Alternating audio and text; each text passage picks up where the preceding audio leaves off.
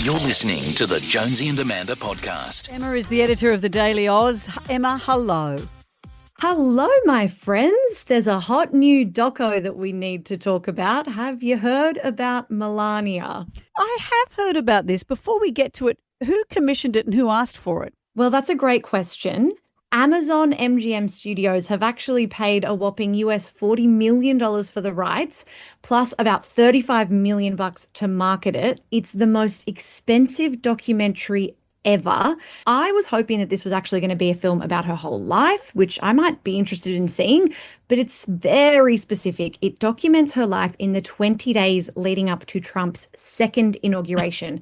So it's a very specific The inauguration, window. not even the election. It's just the inauguration. Just the inauguration. And it might shock you to hear that it's failed to attract much interest here in Australia and the UK. It is on here at Hoyts for a few more days. It's being screened in 12 Hoyts cinemas around the country. Really?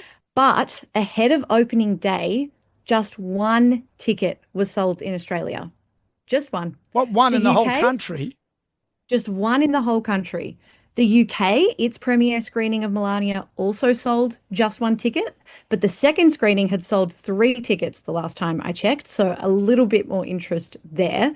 It got panned by the critics. They have not been kind. Variety called it a documentary that, quote, never comes to life and barely rises to the level of a shameless infomercial. But I do have to concede it is actually doing better in the US than maybe we initially expected it to. It made $7 million in box office sales for the opening weekend there.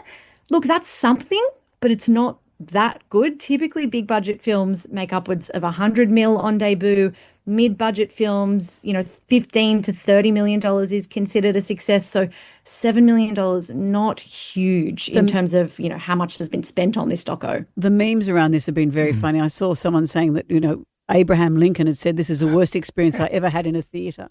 And did you see South Park? They had people leaving the plane while it was in the air, walking out of the movie. So who has wanted this vanity piece? Is Trump in it?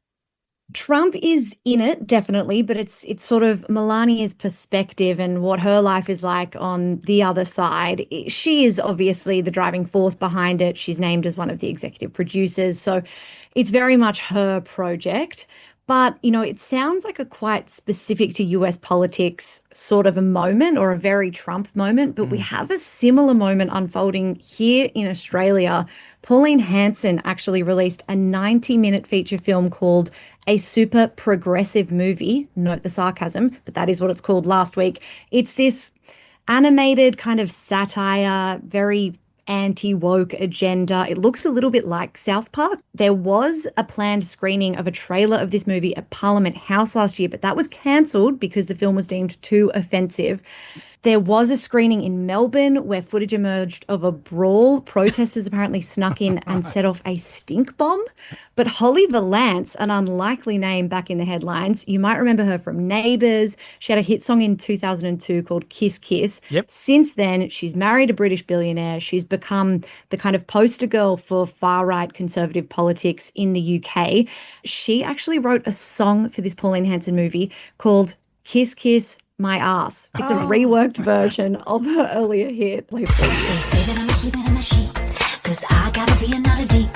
And I don't care what people say, I'll never be a him of anything. 'Cause I'm a real biological woman, a real biological woman. 'Cause you know I'm the original thought. I was born this way, it's in my DNA. I'm a real biological Woman. No, it's catchy. Yeah. That's So, pretty well, good. it was briefly pulled from Apple Music last week, but reinstated. Holly Valance has defended the song. She said that being cancelled is fun. She's enjoyed it. There you have it. It's good to be cancelled. Like, really, that's what you got to be these days. Well, obviously Melania's film's been cancelled Yeah. by people, people aren't seeing it. Maybe they should do a double feature at a drive-in. Yeah, remind me to avoid that at all costs. I think it's making its own stink bomb. Thank you, Em. Thank you. Okay, your download is complete.